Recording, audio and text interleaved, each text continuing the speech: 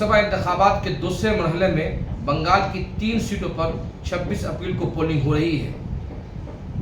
दार्जिलिंग, रायगंज और बालूरघाट की ये 3 सीटें वो हैं जिसमें गुज़िश्ता इंतखाब में बीजेपी ने शानदार कामयाबी हासिल की थी। इस मरतबा तृणमूल कांग्रेस इन तीनों सीटों पर वापसी करने की कोशिश कर रही है, जबकि कांग्रेस और लेफ्ट के इत्तेहाद ने भी इन 3 सीटों पर दोनों पार्टियों का खेल बिगाड़ने की कोशिश कर रही है। आप देख रहे हैं इंसाफ न्यूज़ ऑनलाइन। अगर आप हमें फेसबुक पर देख रहे हैं तो हमारे पेज को लाइक और फॉलो ज़रूर करें। अगर आप यूट्यूब देख रहे हैं तो हमें सब्सक्राइब करना न भूलें। इन 3 सीटों में से रायगंज एक ऐसी सीट है जहां मुस्लिम वोट की शरह 49.9% है। इसके बावजूद बीजेपी ने 40% वोटों के साथ गुज़िश्ता इंतखाब में जीत हासिल की थी।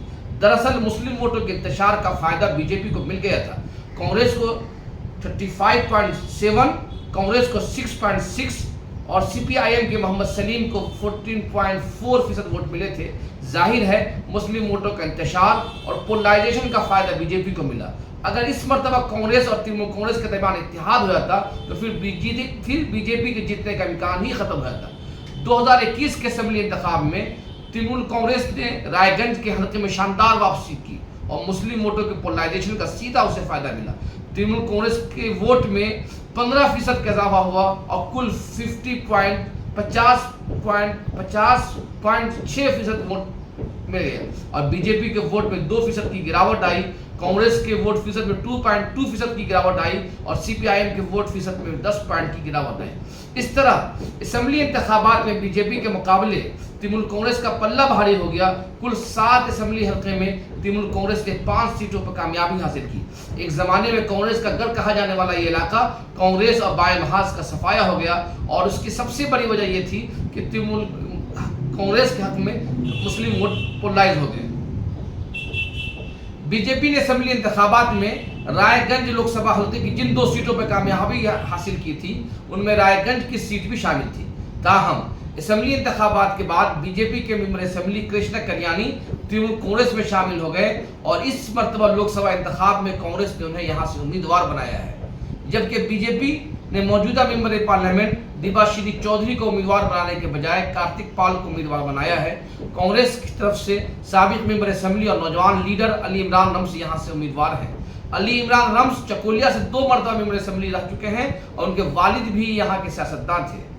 तृणमूल कांग्रेस ने कृष्णा कल्याणी को उम्मीदवार बनाते हुए दावा किया कि उनका ताल्लुक राजवंशी से है। 2011 की मरदमशुमारी के मुताबिक राजवंशी मगरबी बंगाल की वाहिद सबसे बड़े शेड्यूल कास्ट ग्रुप है जो रियासत की 21.4 बिलियन एससी आबादी का 18% से ज्यादा मुश्तमिल है। रायगंज में राजवंशी का जो वोट है वो 18% से ज्यादा है, मगर सवाल ये है कि मुस्लिम वोटों की शरह में 50% होने के करीब होने के बावजूद तृणमूल कांग्रेस ने यहां से किसी मुस्लिम उम्मीदवार को खड़ा नहीं किया है। इसके बजाय 18% आबादी वाले राजवंशी को उम्मीदवार बनाया है। दरअसल तृणमूल कांग्रेस ये सोचती है कि 50% जो मुस्लिम वोट है उस पर उसका हक है और अगर ये 50% में से 5% भी कट जाता है तो 45% वोट होता है। अगर 5 से 10% नॉन मुस्लिम वोट आ जाता है तो तृणमूल कांग्रेस की वोट की शरह 55-56% हो जाता है। जाहिर है कि इसमें जीतना यकीनी हो जाता है। लेकिन कांग्रेस के अली इमरान रम्स तृणमूल कांग्रेस के इस खेल को बिगाड़ सकते हैं, चूंकि इस इलाके में तृणमूल मुस्लिम वोट 49% से जायद है और अली इमरान रम्स का ताल्लुक अक़लियती तबके से है और यहाँ के वो जाने पहचाने चेहरे हैं। इसलिए अब अगर इत्तेहाद नहीं होने की सूरत में अली इमरान रम्स की मौजूदगी तृणमूल कांग्रेस की वापसी में नुकसान पहुंचा सकते हैं। लेकिन बीजेपी के लिए भी यहाँ आसानी नहीं है, क्योंकि बीजेपी ने मौजूदा एमपी को टिकट काट कर कार्तिक पाल को उम्मीदवार बनाया है और कार्तिक पाल की वजह से बीजेपी में भी बगावत है। यहाँ से बीजेपी के दूसरे सीनियर लीडर रूपक राय पार्टी से बगावत करके यहाँ आज़ाद उम्मीदवार लड़ रहे हैं। ऐसे में सवाल ये है कि क्या रायगंज में सेकुलर वोटों का इंतशार से बीजेपी को फायदा होगा या फिर 2021 की तरह मुस्लिम वोट ये देखे बगैर कि ममता बनर्जी ने मुस्लिम नुमाइंदगी को ख़त्म किया है, ये देखे बगैर कि कृष्णा कल्याणी का ताल्लुक बीजेपी से रहा है और फिर दोबारा वो बीजेपी में जा सकते हैं, ये देखे बगैर मुस्लिम वोट एक तरफा वोट देते हैं तो फिर तृणमूल कांग्रेस की वापसी होगी। अगर उस मुस्लिम वोट का बड़ा हिस्सा अली इमरान रम्स को जाता है, तो ये भी उम्मीद है कि अली इमरान रम्स जीत दर्ज कर लें। दूसरी सीट बालूर घाट है। बालूर घाट सीट वो सीट है, यहाँ से बीजेपी के रियासती सदर सुकांतो मुजम्मदार उम्मीदवार हैं।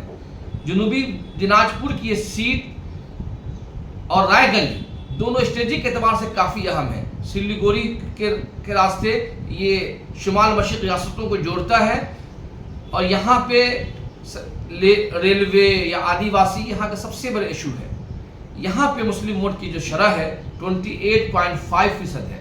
सुकंदो मुजम्मदार ने गुज़िश्ता इंतखाब में 50,000 वोटों के साथ कुल 45.5% वोटों के साथ जीत हासिल की थी, मगर 2021 के असेंबली इंतखाब में तृणमूल कांग्रेस ने 48.7% वोट हासिल करके बीजेपी पर 3% वोट से बढ़ोतरी हासिल कर ली है। ऐसे में सवाल ये है कि क्या तृणमूल कांग्रेस असेंबली इंतखाबात की तरह यहाँ पर भी अपने वोट फीसद को बाकी रख सकेंगे या नहीं रख सकेंगे, क्योंकि पिछले लोकसभा इंतखाब में शेड्यूल कास्ट, शेड्यूल ट्राइब के जो वोट थे वो एक पॉकेट में बीजेपी की तरफ चले गए थे।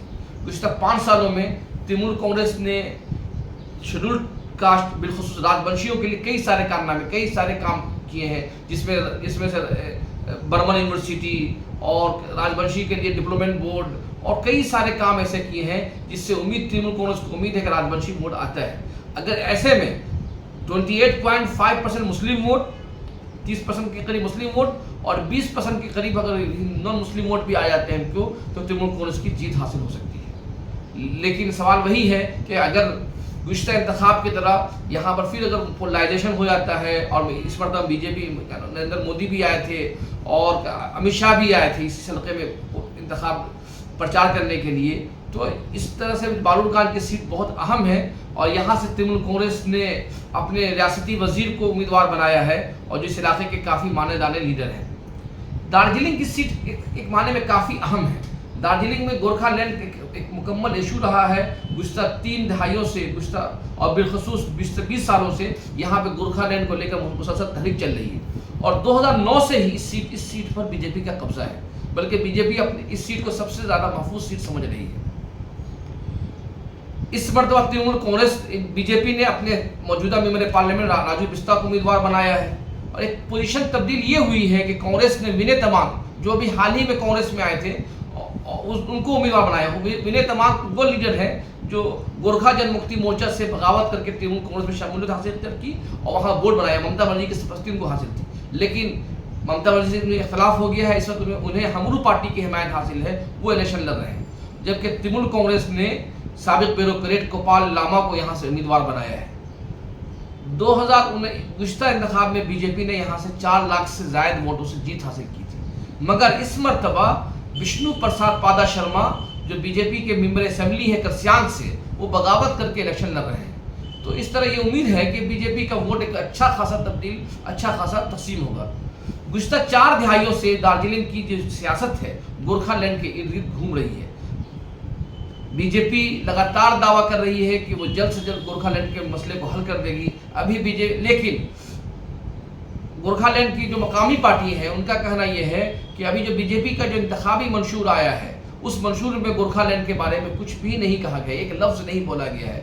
लेकिन वज़ीर आज़म मोदी ने भी और अमित शाह ने जो तकरीर की है इस इलाके में आकर, उन्होंने कहा कि हम बहुत करीब पहुंच चुके हैं गोरखालैंड को मसला हल करने के लिए। लेकिन सवाल क्या है कि बीजेपी हल क्या करेगी? क्या बीजेपी अलग रियासत बनाने का मुतालबा कबूल कर लेगी?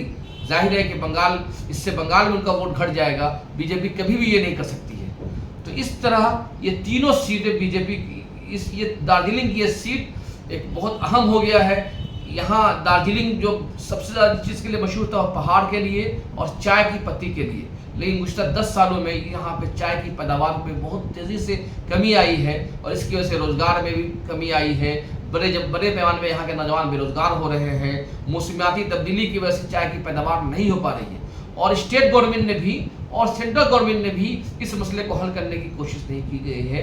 तो अगले 3 दिन 4 दिन बाद जो यहाँ पे जो पोलिंग होनी है, तो बंगाल की 3 सीटें ये तय करेंगी कि किसकी जीत होगी। उनमें से 2 सीटें रायगंज में तो 49.5% मुस्लिम वोट है, एक बड़ा फैक्टर है मुस्लिम वोट का कि वो अगर मुत्तहिद हो, जिस पार्टी की तरफ मुत्तहिद हो जाए, चाहे कांग्रेस की तरफ हो जाए या टीएमसी की तरफ, उसकी जीत यकीनी है। अगर तकसीम होता है तो बीजेपी की जीत यकीनी है। और यही सूरत हाल साउथ दिनाजपुर में भी है कि 30% के करीब मुस्लिम वोट है।